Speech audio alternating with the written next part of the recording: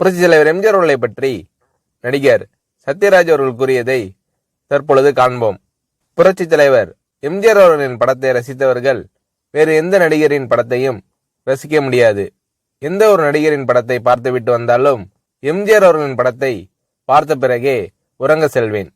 மர்மயோகி, பெற்றால்தான் பிள்ளையா, 1000ல் ஒருவன், எங்கள் வீட்டு பிள்ளை என ஒவ்வொரு படத்திலும் தன் இயல்பான நடிப்பின் மூலம் ரசிகர்களின் மனதை கொள்ளை கொண்டவர் எம்ஜிஆர் அவர்கள்.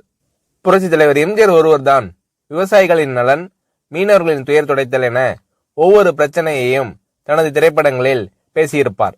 அதேபோல் இலங்கை தமிழர்களுக்கு அள்ளி கொடுத்த வள்ளல் எம்ஜிஆர் அவர்கள். ஒருவேளை இன்று எம்ஜிஆர் அவர்கள் இருந்திருந்தால் தனி இளம் அமைந்திருக்கும்.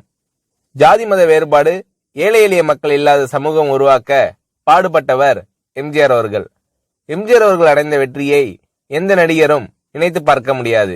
வருங்கால முதல்வர் என்று எந்த ஒரு நடிகர் கூறிக்கொண்டாலும் அதை பார்த்து எனக்கு சிரிப்புதான் வரும் என்கிறார் சத்யராஜ்.